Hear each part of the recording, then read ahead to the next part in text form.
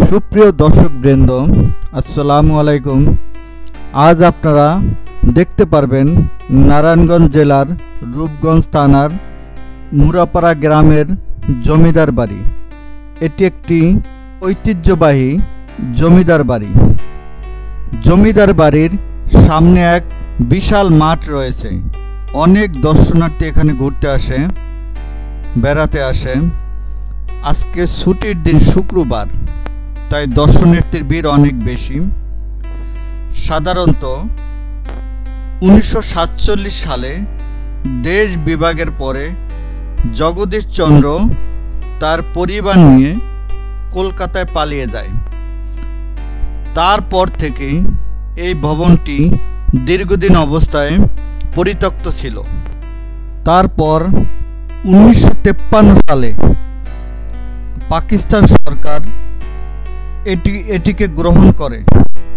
প্রথমে এখানে হাসপাতাল তৈরি হয়, তারপর এখানে কিশোর সংশোধন কেন্দ্র তৈরি করা হয়। এখন বর্তমানে এখানে একটা কলেজ প্রতিষ্ঠা হয়েছে। আজকে শুক্রবার, এটি বন্ধ, তাই ভিতরের দৃশ্য দেখানো হলো না। কিন্তু হাজার হাজার দর্শক প্রতিদিন এখানে ভিড় করে দেখার জন্য। শুক্রবার তো আরও বেশি। বলতে পারেন রূপগঞ্জের মুরাপাড়া বাসীদের জন্য শুক্রবারের এটা একটা মিলন মেলা।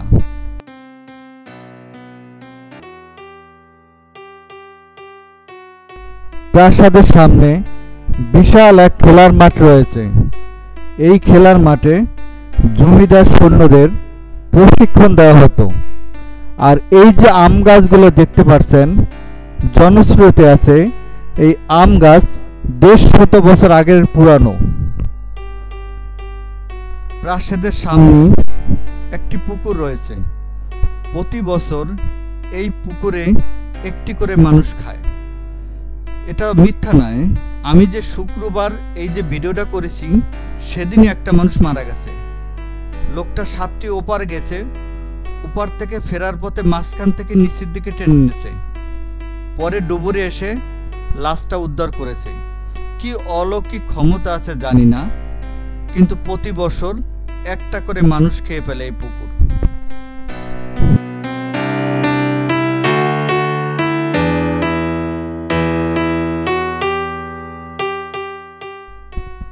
এটা হলো মঠ, জমিদার বাড়ির মঠ। এখানেই তাদের শেষ কার্য সম্পাদন করা হয়। এই যে মঠটা দেখতে পাচ্ছেন, এখানে ভিতরটা আমরা দেখে আসি। এখানেই জগৎচন্দ্র বসুর দাদা বাবাকে শেষ কার্য সম্পাদন করা হয়েছে। এই দুইটায় তার বাবা এবং দাদাকে, সেই স্মৃতি এখনো রয়ে গেছে। হাজার হাজার দর্শক এসে প্রতিদিন এখানে দেখতে থাকে। এই সেই মঠটা। এখানে আমরা এখন চলেছি অন্দর মহলের দিকে। আমরা অন্দর মহলের দিকে চলেছি।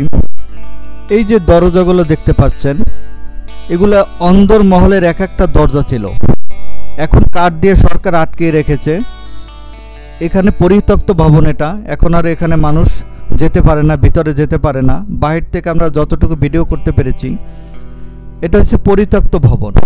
এই অন্দর মহলের এক একটা দরজা। এখান থেকে রানীরা বের হতেন, এখান থেকে সব কিছু করা হতো। এখানে সাধারণত পুরুষ, নিজস্ব পুরুষ ছাড়া এখানে কেউ প্রবেশ নিষেধ ছিল। শুধু রানীরাই এবং দাস দাসী এখান থেকে বের হতেন। এখন আমরা চলছি তাদের পাকঘরের দিকে। মানে মেইন প্রাসাদের পাশেই একটা পাকঘর রয়েছে এখানে। এই যে এইটা দেখতে পাচ্ছেন, এটা হচ্ছে পাকঘর তাদের। এখান থেকে আমরা পাকঘরের দিকে ছুটে চলেছি। আস্তে আস্তে সব কিছু আপনাদের দেখাচ্ছি।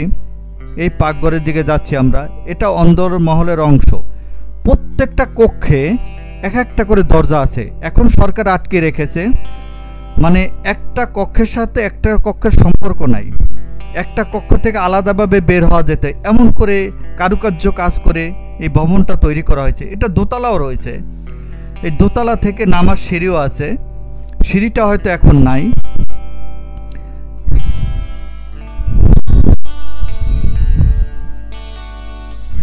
এই যে দোতলা, দোতলা দেখতে পাচ্ছেন, এই যে দোতলা সম্পূর্ণ দেখা যাচ্ছে, আমি দেখাচ্ছি, আস্তে আস্তে ক্যামেরাটা নিয়ে যাচ্ছি।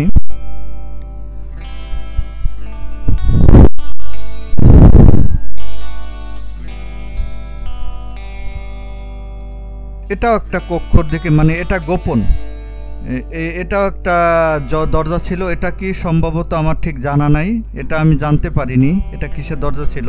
আগেরটাই বলেছি, এটা জানি না কিসের ছিল।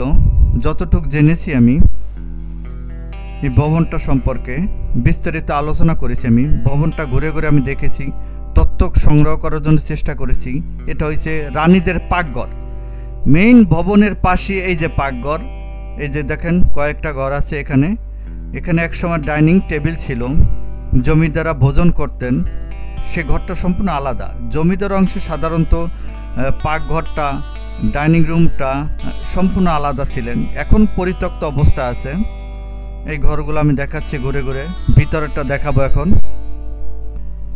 একটু ভিতরে যাচ্ছি, এটাও ঘরের অংশ, পাকঘরের অংশ। এখন বিকেল হয়ে গেছে, অন্ধকার, আলো একটু কম, তাই আপনাদের ভালো করে দেখাতে পাচ্ছি না। নেক্সটে যদি আসি ভালো করে দেখানোর চেষ্টা করবো ইনশাল্লাহ। আমাদের সাথে থাকুন, চ্যানেলটাকে সাবস্ক্রাইব করে নেন, তাহলে আমাদের মূল্যবান ভিডিও দেখতে পারবেন, মূল্যবান সব ভিডিও দেখতে পারবেন। চ্যানেলটা সাবস্ক্রাইব করে নেন। এটা হচ্ছে ছোট, মানে ছোট একটা ঘর পাকঘরের ভিতরেই। এখন আমরা বাইরে অংশ যাচ্ছি, একটু সামনে যাচ্ছি, দেখি এখানে কি আছে। এটা হচ্ছে বাথরুম, জমিদারের অন্দরমহলের পেছনের বাথরুমটা এটা। এটাই একটা বাথরুম অন্দরমহলের পেছনে। এই যে বাথরুমটা ঘুরে ঘুরে দেখাচ্ছি আমি। এটা আমরা এখন চলেছি অন্দরমহলের পিছনের অংশে, মানে পুকুর বা দিঘির কাছে, যেখানে রানীরা গোসল করতেন।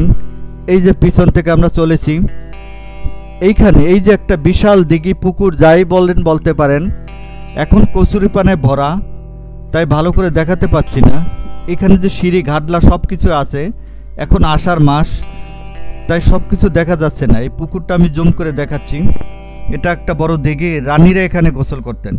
এখানে পুরুষ অংশ আসতো না, এটা রানীদের জন্য নির্ধারিত ছিল। এই যে তেঁতুল গাছটা দেখতে পাচ্ছেন, এটা 200 বছর আগের তেঁতুল গাছ। এই ঘুরে ঘুরে দেখাচ্ছি। এটা এই যে সিঁড়ি, এখানে সিঁড়ি আছে, কয়েকটা ধাপ আছে, যখন শুকিয়ে যায়, শুকনার দিনে দেখা যায় কচুরিপানা থাকে না। এই যে সিঁড়ির অংশ, এইখানে রানীরা গোসল করতেন। এই যে দাসী এখানেই আসতেন, এই স্মৃতিগুলো এখনো রয়ে গেছে।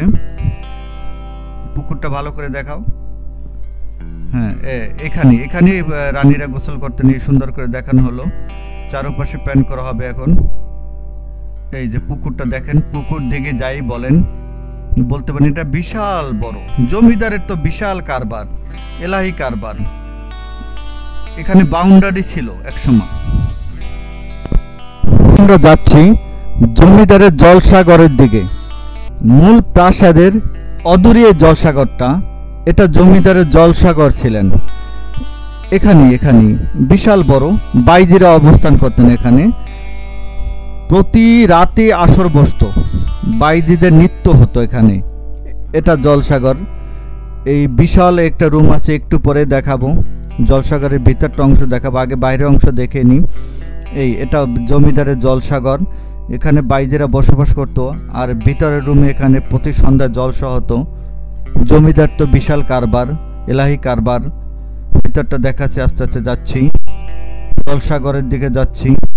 জলসাগরের কত কাহিনী প্রচলন আছে, কত রমণীর কান্না এখানে মিশে আছে, কত রমণীর স্মৃতি এখানে মিশে আছে।